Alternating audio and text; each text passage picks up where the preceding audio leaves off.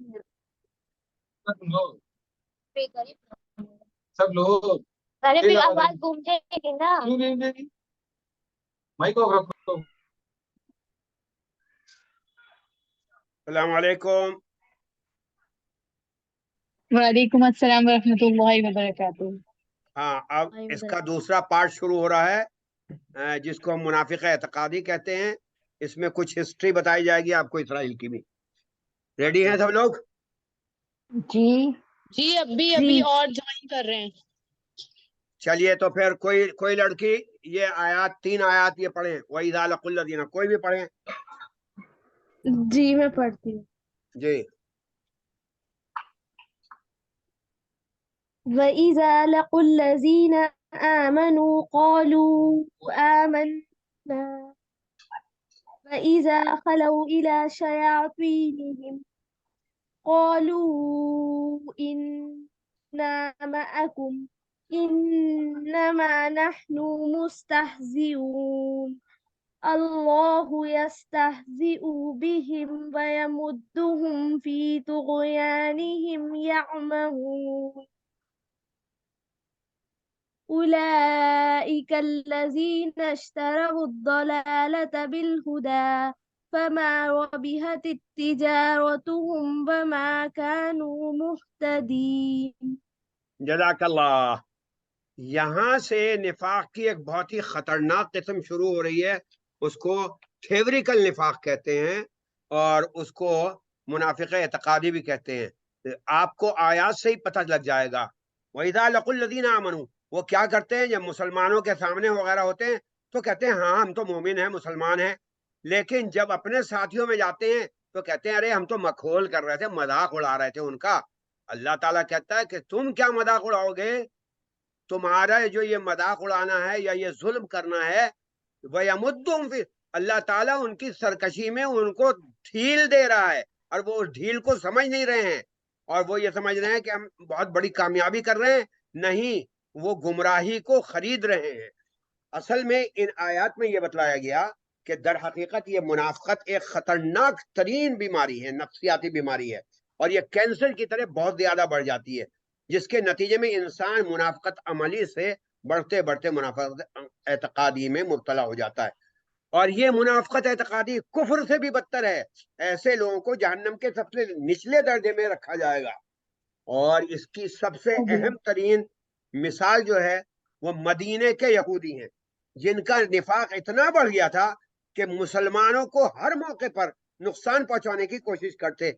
जाहिर में तो ये करते नहीं हम आपके साथ हैं, अब्दुल्ला इब्न सलूल, अब्दुल्ला इब्न सबा वगैरह, लेकिन नुकसान इस हद तक पहुंचाया है इस्लाम को कि उनसे ज्यादा किसी ने नहीं पहुंचाया। मादल्ला रसूलुल्लाह सल्लल्लाहु अलैहि वसल्लम को मारने तक की कोशिश करते थे। और मैं बताऊंगा वाकयात कि ये यहूदी जिनको इसराइल कहा जाता है, इस्लाम के सबसे बड़े दुश्मन हैं। इतने ईसाई नहीं है, इतने कोई और नहीं है। और कुरान की आयत है 7वें पारे में इनके बारे में। इनकी एक मुख्तसर सी तारीख है जो जरा मैं आप लोगों को बताना चाहता हूँ। उस तारीख को ध्यान से सुनिएगा। ये थोड़ा सा ड्राई मजमून होगा जिन लोगों को तारीख का से दिलचस्पी नहीं, लेकिन मैं क्यों सुना रहा हूं मैं बाद में बताऊंगा कि ये जरूरी है इसराइल की तारीख हम मुसलमानों को जानना। वरना होता यह है कि गलत प्रोपेगंडे की वजह से, और आजकल प्रोपेगंडा बहुत अहमियत की हामिल है, जो सच्ची बातें हैं वो गलत हो जाती हैं, जालिम मजलूम बन जाता है, मजलूम जालिम बन जाता है। मैं आपको बताऊंगा, अब जरा ध्यान से सुनिएगा। इसराइल, इसके असली बाशिंदे कनानी हैं, कनान से हैं। कनान कहां से? कनान बिन हाम बिन नूह की औलाद है। हजरत नूह की 3 औलादें थी, हाम, साम और याफिस। तो ये उनकी औलाद है जो औलाद बिन साम बिन नूह से ताल्लुक रखती है। यहूदी, यहूदा बिन याकूब, याकूब का नाम जानती होंगे, बिन इसहाक बिन इब्राहिम बिन आदर बिन तारह बिन नाहूर की औलाद है, जो 12वीं पुश्त में हजरत नूह से जा मिलते हैं। और हजरत नूह हजरत आदम से 7वीं पुश्त में जाके मिलते हैं। तो हजरत इब्राहिम अलैहिस्सलाम ने, ये मैं ज्यादातर मजहबी तारीख बता रहा हूं जो सच्ची है, हजरत इब्राहिम अलैहिस्सलाम ने अपने 2 बेटे थे, एक बेटे इसहाक अलैहिस्सलाम को बैतुल मक़दस की तरफ रवाना किया और वो वहीं रहे, और दूसरे बेटे حضرت اسماعیل علیہ السلام کو مکے میں آباد کیا، جن کے بارے میں واقعہ معلوم ہے آپ کو کہ چھوٹے تھے اور ایڑیاں رگڑ کر زمزم نکلا تھا وغیرہ، وہ پھر کسی اور موقع پر بتاؤں گا۔ حضرت اسحاق کے جو بیٹے تھے حضرت یعقوب تھے، جن کا نام اسرائیل تھا، ان کی اولاد بنی اسرائیل کہلائی۔ حضرت یعقوب کی جو اولادیں تھیں، حضرت یوسف، حضرت داؤد، حضرت سلمان، حضرت یحییٰ، حضرت موسیٰ، حضرت عیسیٰ اور بہت سے دوسرے پیغمبر تھے۔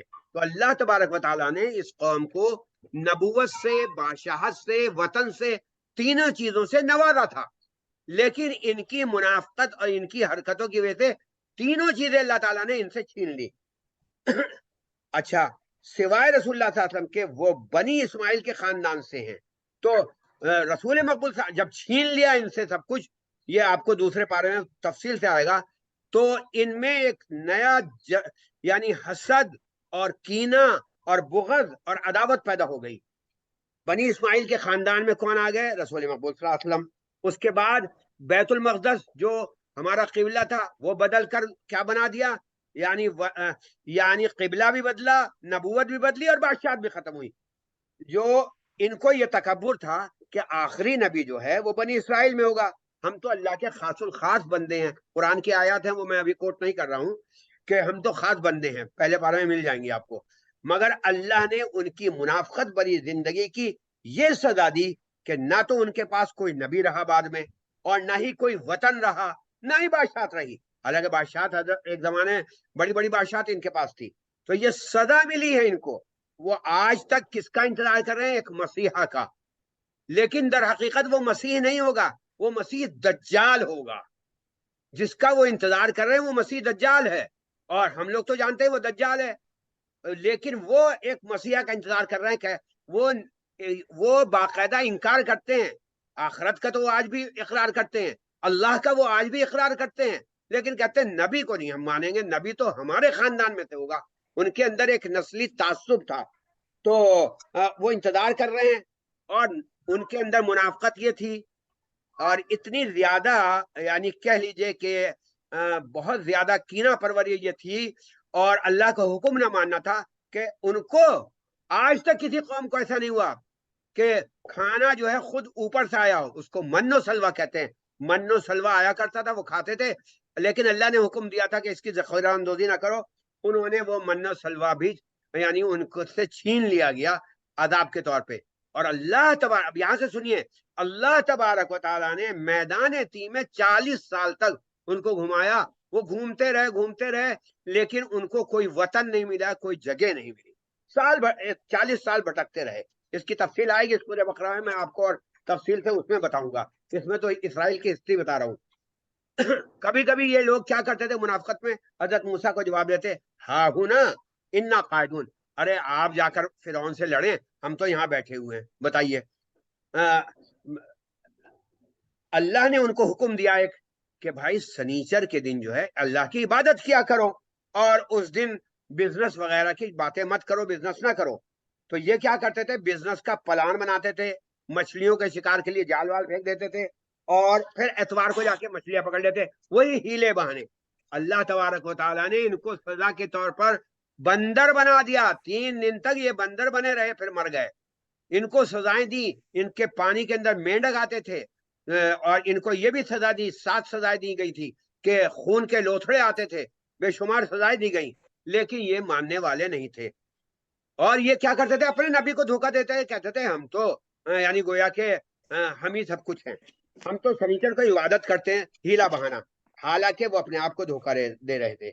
ان یہودیوں نے مختلف جگہوں پر بسیرا کیا۔ اب سمجھیے، چونکہ میدان تیم میں گھومتے رہے، ان کی جگہ وہ ہو گئی وہاں۔ اللہ تبارک و تعالیٰ نے جو سام کی اولاد تھی وہ پہلے سے وہاں تھی، جن کو آج فلسطینی کہا جاتا ہے، تقریباً 5000 سال پرانی بات بتا رہا ہوں کہ وہاں وہ تھی۔ ان کو بسیرا کرنے کے لیے کوئی جگہ نہیں ملتی تھی، یہ مختلف ملکوں میں گھومتے رہے، اور جہاں جاتے، جہاں ان کو جگہ مل جاتی، وہاں اس کے خلاف سازش کر جاتے۔ اب 556 قبل مسیح، 556 قبل مسیح، یعنی حضرت عیسیٰ کو آئے ہوئے کتنے دن ہو گئے؟ 1923۔ 556 قبل مسیح بابل میں ایک بادشاہ تھا، بخت نصر۔ اس نے ایک پرامن حکومت قائم کی. اس ہم حکومت موتا کا جزیہ کا نا. ہاں میرے میں وہ آیا تھا. ہم وہ نہیں دیکھ رہے, ہم میری تو کلاس چل رہی ہے تفسیر کی. اب ایجپٹ کی طرف جا رہے ہیں, شہر چھوڑ آواز سنی جا رہی ہے. بھائی یہ کیا ہو رہا تزین؟ آپ لوگ سب اپنے مائک میوٹ کر لیجیے. چلوں میں یا آپ لوگ بات کرنا چاہ رہی ہیں؟ نہیں نہیں, ابھی آپ ہاں مطلب بیچ کسی میں کا پلیز, مائک کھل گیا تھا. وہ سب ردم گڑبڑ ہو جاتا ہے. 556 میں بابل شہر کے اندر جہاں حضرت ابراہیم پیدا ہوئے تھے, ایک بادشاہ گزرا ہے, اس کا نام ہے بخت نصر. خاص طور سے وہ لڑکیاں جن کو امتحان دینا ہے وہ ان چیزوں کو یاد کر لیں. بخت نصر نے ایک حکومت بنائی اور پرامن حکومت بنائی, اس میں یہودیوں کو بھی بسایا, لیکن یہودیوں نے بغاوت کر دی, جس کے نتیجے میں بخت نصر بادشاہ نے 8,000 یہودیوں کو ایسی سزا دی کہ یروشلم کو بھی تباہ کر دیا. اب یہ یروشلم کیا ہے؟ یروشلم وہ خطہ ہے کہ اس میں تینوں مذہب کی چیزیں موجود ہیں. ایک تو ہیکل سلیمانی ہے جس کو یہودی بھی مانتے ہیں اور ہم لوگ بھی مانتے ہیں. حضرت سلیمان نے علیہ الصلوۃ والسلام نے ہیکل سلیمانی بنوائی تھی. جناتوں سے بھی حضرت سلیمان نے کام لیا تھا, کیونکہ حضرت سلمان جو تھے وہ چرند پرند درند سب پر, جناتوں پر سب پر ان کا قابو تھا, اور ان کی بادشاہت تھی.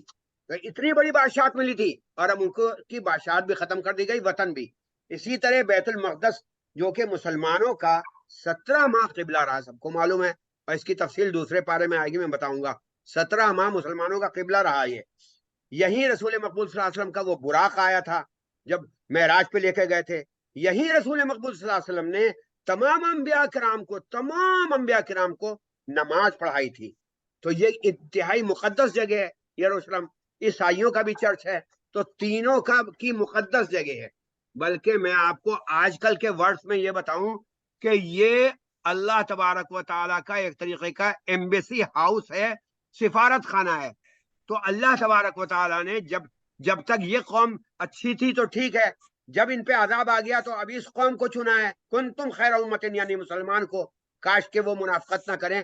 تو اس قوم کا سفارت خانہ ہے, ایمبیسی ہے یہ اس دنیا کے لیے, جیسے کہ خانہ کعبہ. تو اب بتائیے یہ کس کا حق ہے؟ بہرحال اب سمجھتے جائیے. بہرحال اس بادشاہ نے تمام غدار یہودوں کو نکالا.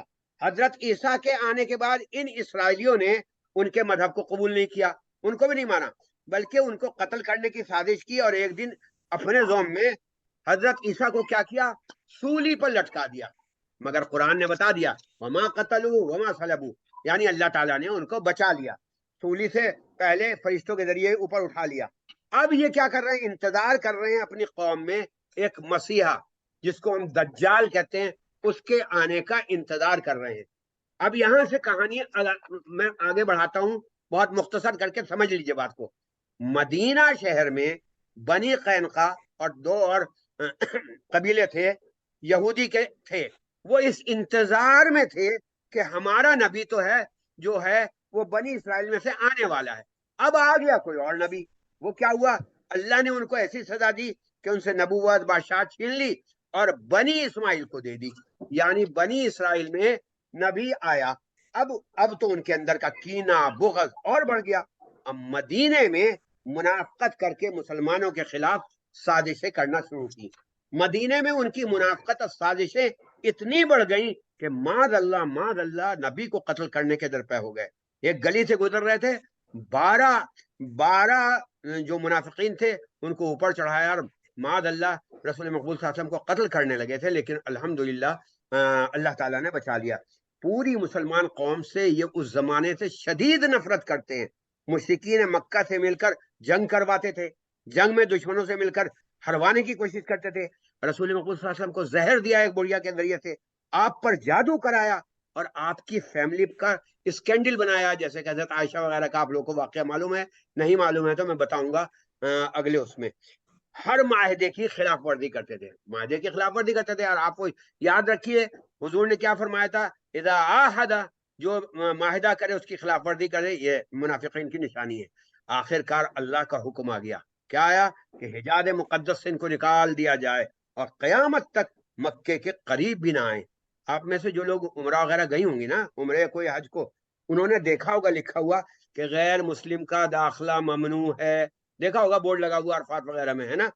تو مختصراً یہ کہ جب حضرت عمر رضی اللہ تعالیٰ عنہ نے بیت المقدس فتح کیا، حالانکہ فتح کیا کیا، حضرت عیسائیوں نے حضرت عمر کو خود بلا کر بیت المقدس کی چابیاں سونپ دی، تو حضرت عمر رضی اللہ تعالیٰ عنہ نے ان پر اتنا رحم فرمایا.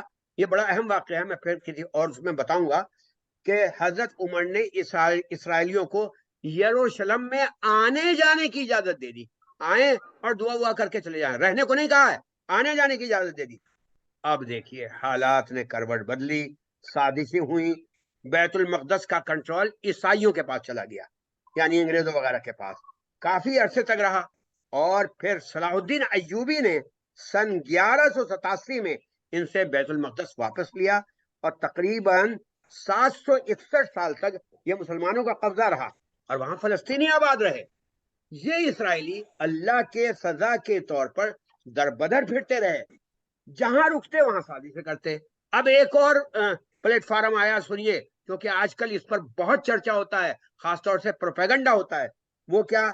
1914 میں جب پہلی جنگ عظیم ہوئی تو جرمن کی طرف انہوں نے رخ کر لیا، یہودیوں نے ڈھونڈتے پھر رہے تھے نا، وہاں کچھ عرصہ رہے. وہاں انہوں نے ایسی سازشیں کی کہ پہلی جنگ عظیم میں ہٹلر ہار گیا، سلطنت عثمانیہ بھی ہار گئی. ہٹلر کو غصہ آیا تو اس نے ایسا گولیوں سے اڑایا کہ جس کو آج کل کیا کہا جاتا ہے، ہالی کاسٹ، یعنی مرگ امبو. اور اس کا اتنا چرچا ہوتا ہے، ہائی یہ تو مظلوم ہے، ہائی یہ تو مظلوم ہے. تو یہ ہم بھی کہتے ہیں کہ ہٹلر نے واقعی ظلم کیا ہے، اور کوئی شریف انسان اس کی تائید نہیں کرے گا. مگر تاریخ میں آج تک کبھی آپ نے کتابوں میں پڑھا، کہیں آپ نے فیس بک پہ، کہیں آپ نے یوٹیوب پہ، یا کہیں یہ دیکھا کہ ہٹلر نے مارا کیوں؟ یہ تو سب کہتے ہیں ہائے مارا، ہالو کاسٹ ہو گیا. جو پڑھی لکھی لڑکیاں دیکھیں اور جا کر دیکھیں کہ ہٹلر نے مارا کیوں. اس لیے کہ اس نے جنگ ہروا دی، اور انہی کے گھر میں رہ رہے تھے، یعنی جس تھالی میں کھاتے ہیں اسی میں چھید کرنا ان کی عادت تھی. ہٹلر نے کے اس اقدام پر آج کل بڑا واویلا ہوتا ہے. میں سچی کہانی اس لیے بتا رہا ہوں تاکہ یہ پروپیگنڈے سے یہ نہ سمجھا جائے کون ظالم ہے کون مظلوم. واقعی ہٹلر نے ظلم کیا، ہم بھی مانتے ہیں، کیونکہ وہ مسلمان تو نہیں تھا ہٹلر. مسلمانوں نے تو یہ کیا تھا رحم کھا کے، صرف قبیلے سے نکال دیا تھا حجاز مقدس سے، لیکن ظاہر ہے اس نے پورا بدلہ لیا.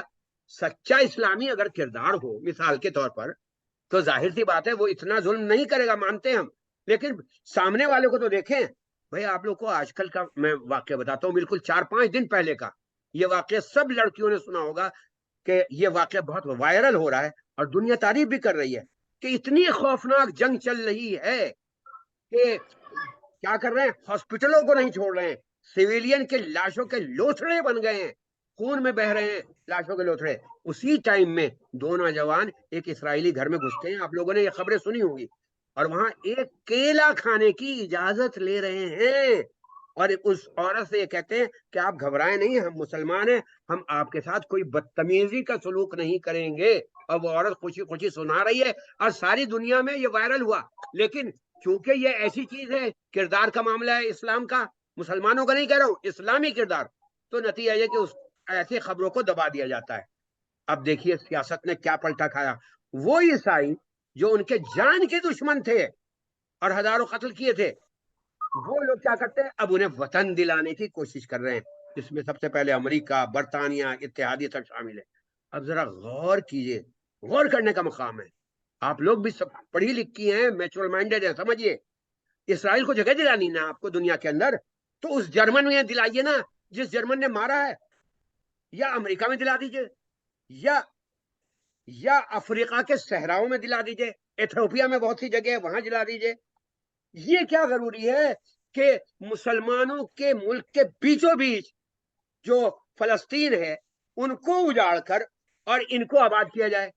یہ کون سی بات ہو گئی؟ بھائی دنیا میں اور جگہ وہاں جلا دیجئے اگر ایسی بات ہے، آپ کو زیادہ محبت آ گئی ہے. اور نتیجہ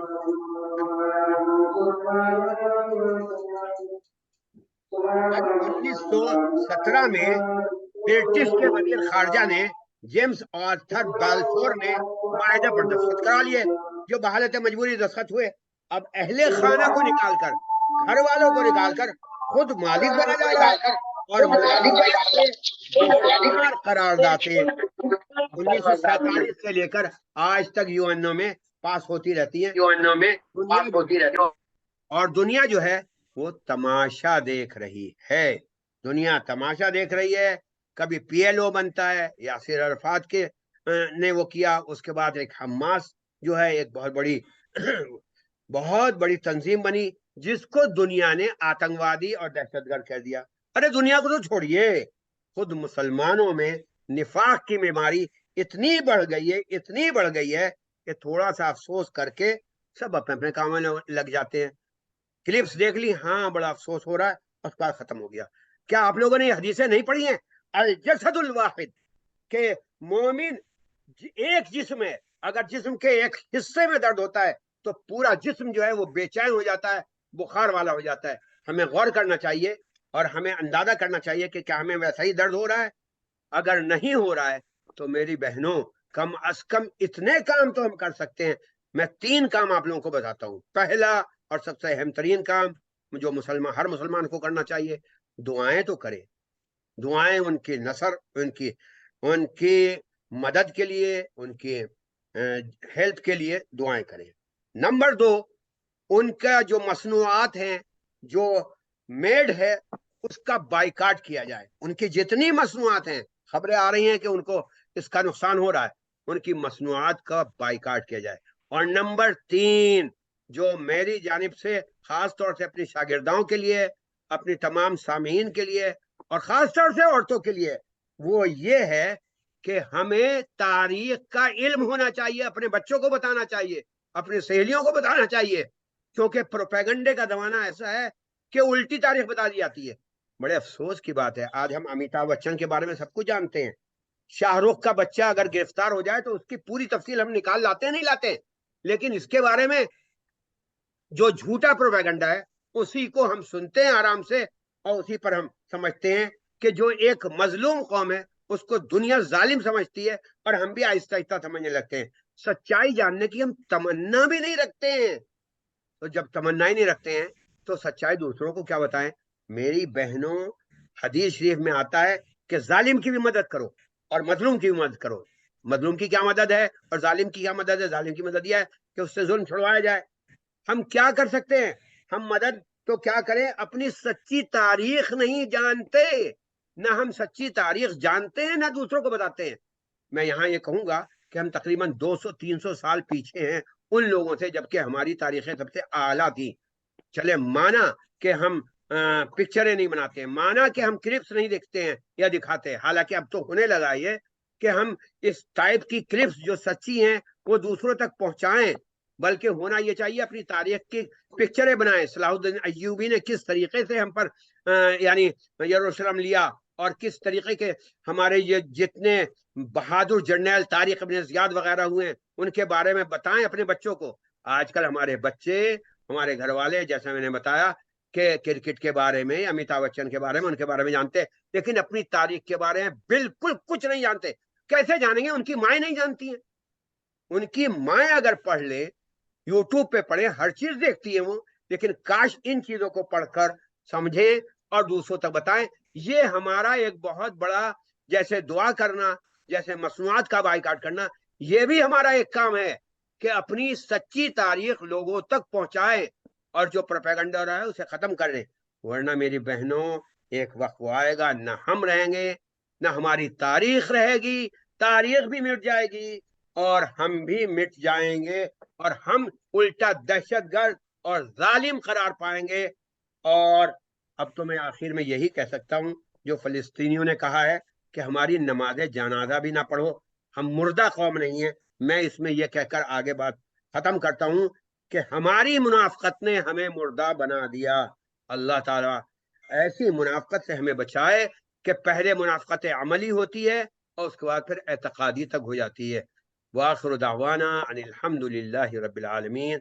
अल्लाह तबारक व तआला हमें निफाक से, निफाक अमली से, निफाक एतकादी से बचाए।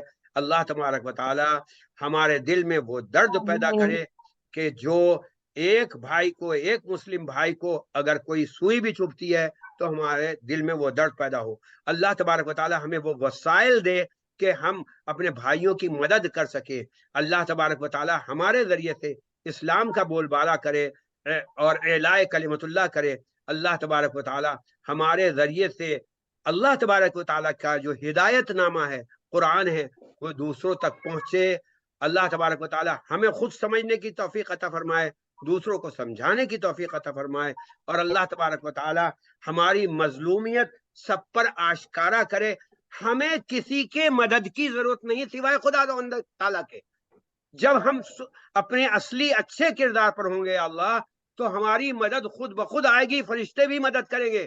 لیکن اگر ہمارا کردار ہی اچھا نہیں ہوگا تو پھر اللہ تعالیٰ کس بات پر مدد کرے گا؟ بلکہ پھر تو یہی ہوگا کہ اللہ تبارک و تعالیٰ کہیں گے تمہارے بھائی اس طریقے سے مر رہے تھے تو ہم پر بھی عذاب آ جائے گا. یہ نہ بھولیے کہ کشتی کے اندر ایک سوراخ اگر ہو جائے تو یہ سوچا جائے ہم تو بھائی اوپر بیٹھے ہوئے ہیں, آخر میں پانی بھر کر کشتی ڈوب ہی جاتی ہے.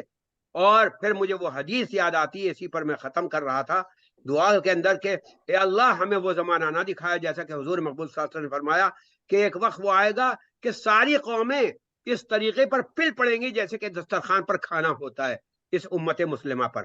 وجہ میں بار بار بتا رہا ہوں, ہماری منافقت, ہمارا یہ عمل, ہماری منافقت ہمیں لے ڈوبے گی. اللہ تبارک و تعالیٰ اس تمام منافقت سے ہمیں بچائے, اور اللہ تبارک و تعالیٰ ہم سب کے دلوں میں درد پیدا کرے, فلسطینی بھائیوں کے لیے بھی, اور چاہے وہ برما کے بھائی ہوں, فلسطین کے ہوں, بوسنیا کے ہوں, کہیں کے بھی ہوں, ہم اپنے بھائیوں کا ساتھ دیں اور ہمارا کردار اتنا اعلیٰ اور اونچا ہو یا الہ العالمین کہ ایک وقت وہ آئے کہ اسلام ہی کا بول بالا ہو. وآخر دعوانا الحمدللہ. آمین ثم آمین. بھیا ہیلو, بھیا ہیلو, السلام علیکم. جی فرمائیے. بھیا یہ بتائیں یہ حماس کو آتنکی کیوں کہہ رہے ہیں؟ حماس کے لیے کیوں بول رہے ہیں؟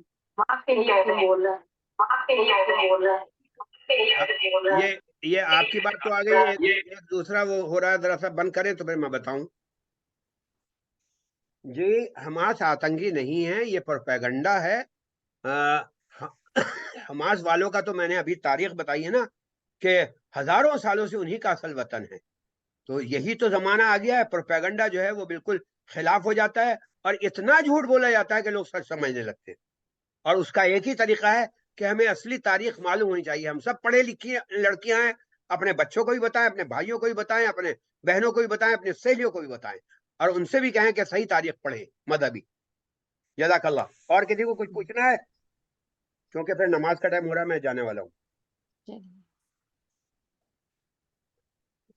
اللہ حافظ.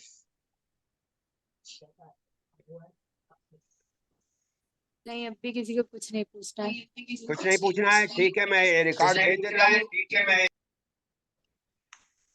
ہیلو جی ابھی بند کر دوں؟ تزئین کیا جائے. جی بند کر دیجیے. جی ریکارڈنگ اینڈ کر دیجیے, میٹنگ بھی اینڈ کر دیجیے. اچھا.